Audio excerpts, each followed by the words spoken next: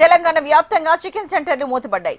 తమకిచ్చే commission మార్జిన్లను పెంచాలంటూ chicken shop యజమానులు రాష్ట్ర వ్యాప్త బంద్కు పిలుపునిచ్చారు.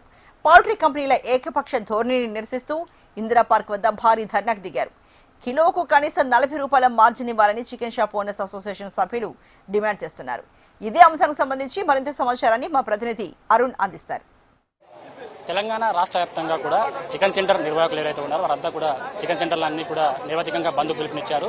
నేటి నుంచి కూడా బంద్ పిలుపునివ్వడంతో రాష్ట్ర వ్యాప్తంగా ఉన్నటువంటి పలు చికెన్ సెంటర్లు అన్ని కూడా మూతపడ్డాయి. అయితే ఈ చికెన్ సెంటర్లు అన్నిటి కూడా బంద్ పిలుపునివ్వడానికి గల కారణాలు ఏమిటి అనే విషయాలకు సంబంధించి కూడా మనతో పాటు వీళ్ళు ఏదైతే చికెన్ సెంటర్ నిర్వహిస్తున్న వాళ్ళంతా కూడా ఇందిరా పార్క్ దగ్గర అయితే నిర్వేదిక సమ్మె నిర్వహిస్తున్నారు. వాళ్ళతో మాట్లాడి మరిన్ని వివరాలన్నీ తెలుసుకుందాం. అయితే సార్ చెప్పండి, అసలు చికెన్ సెంటర్లు అన్నిటి కూడా బంద్ పిలవడానికి గల కారణాలు ఏమిటి?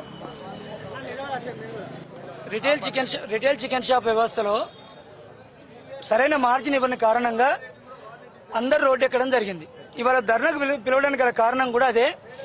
కొన్ని బహుళజాతి కంపెనీల ఆధిపత్యానికి రిటైల్ వ్యవస్థ దెబ్బతిని ఈరోజు కడుపు పట్టుకొని రోడ్డు మీదకి రావడం జరిగింది. వాళ్ళు గత 20 సంవత్సరాల నుంచి పెరుగుతున్న ధరలకు అనుగుణంగా కామన్గా మనకు మార్జిన్ పెంచుకుంటూ పోవాలి. ఎక్కడ ఉన్నా మనం ఉన్న కిరాయికున్న షాపులైనా ఇండ్లైనా కూడా కనీసం సంవత్సరానికి ఒకసారి 5% 5% మనకు పెంచుతున్నారు. మా మార్జిన్లో కోత పెట్టి మాకు ఇవ్వాల్సిన కొంత అమౌంట్ను దాంట్లో ఇంకా కోత పెట్టి తగ్గించి ఇవాళ ఇంతమంది రావడానికి గల కారణం ఏంటంటే అన్ఎక్స్పెక్టెడ్గా మనకే తెలియదు వాళ్ళు ఎందుకు తగ్గించారన్న సంగతి.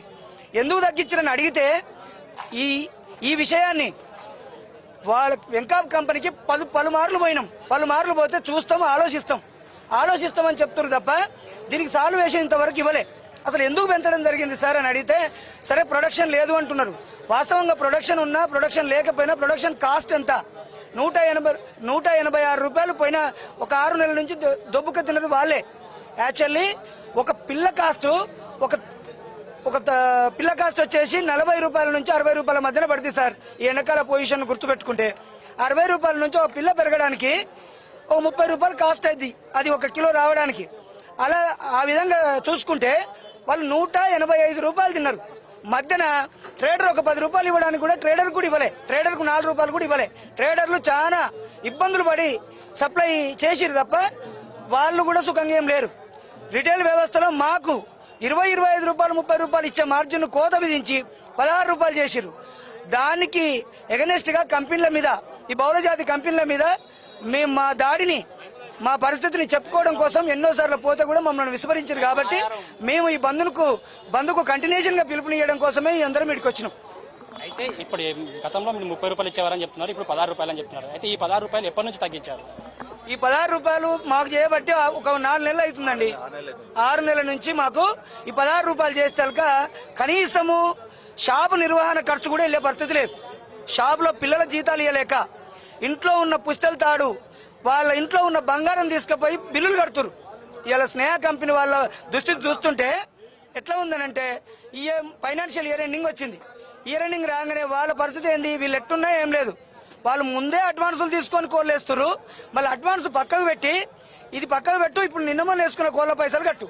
ఇదేం చేయాలి? ఇంతకుముందు ఆగిన పైసలు కూడా కట్టాలి, ఇప్పుడు ప్రజెంట్ వేసుకున్న కోళ్ళ పైసలు కట్టాలి, అడ్వాన్సులు అట్టే ఉంటాయట. మరి ఎందుకు వేసుకోవాలి వాళ్ళ దగ్గర? ఈ మిత్రులను అడుగుతున్నా నేను. ఇప్పుడు చిన్న ట్రేడర్స్ ఉన్నారండి మార్కెట్లో. వీళ్ళు కూడా చిన్న పొజిషన్ నుంచే ఒక పెద్ద పొజిషన్కి వచ్చిన వాళ్ళు.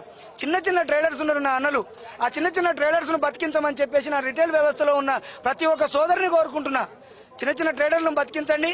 ఆ బోర్డులు ఏందో పెట్టుకున్నారు, మీ షాప్లో మీ పేర్లు పెట్టుకొని బోర్డులు పెట్టుకోండి. మీకు సంబంధించిన చిన్న ట్రేడర్లను బతికించమని కోరుకుంటున్నా తప్ప దీనికి శరణ్యం వాళ్ళను నేరుగా ఎదుర్కోవడానికి మనకు శక్తి లేదు. ఇండైరెక్ట్ గా ఎదుర్కోవడానికైనా ముందుకు రమ్మని కోరుకుంటున్నా. అయితే మీరు ప్రభుత్వంతో ఏమైనా చర్చలు జరుపుతారా లేదా ఈ సమ్మె ఎన్ని రోజుల పాటు కొనసాగిస్తారా? ప్రభుత్వంతో కూడా చర్చలు జరిపే అసలు యాక్చువల్లీ ఇక్కడ ప్రాంగణంలో ఇలా ధర్నాకు పిలుపునిచ్చేది కూడా ఏ కంపెనీ బెదిరించడం కోసం కాదు. ఈ ప్రాబ్లాన్ని గవర్నమెంట్ దృష్టికి తీసుకుపోయి అయ్యా మీ దగ్గర ఉన్న అధికారులు పోయి కనీసం ఆ పౌల్ట్రీ కంపెనీలతో సంధి కలిపి మాట్లాడి ఆ చికెన్ షాప్లో ప్రాబ్లం ఏందో చూడమని చెప్తారేమో అని గవర్నమెంట్కు తెలవడం కోసమే ఈ రోజు ఈ ధర్నా ప్లాన్ చేయడం జరిగింది. అయితే ముఖ్యంగా మనం హైదరాబాద్ నగరంలో చూసుకుంటే చాలా వరకు కూడా దాదాపు వేల సంఖ్యలో చికెన్ సెంటర్లు ఉన్నాయి. అదేవిధంగా ఎక్కువ మంది చికెన్ పైన ఆధారపడి చాలా మంది చికెన్ ప్రియులు కూడా ఉంటారు. వాళ్ళందరికీ ఇబ్బంది కలిగించినట్లే కదా? మేము ఇబ్బందే కదా సార్. వాస్తవంగా ఇప్పుడు చికెన్ సెంటర్లు ఆపితే వాళ్ళకు కనీసము సామాన్య మానవునికి అందుబాటులో ఉండే ధర అంటే చికెన్ షాపే, చికెనే తినాలి. కానీ ఒక సంవత్సరం నుంచి 350-370 రూపాయలు పేపర్ రేటు పెట్టింది ఎవరు? ఆ బహుళజాతి కంపెనీలే కదా. అప్పుడు ఇబ్బంది పెట్టలేదా వాళ్ళను?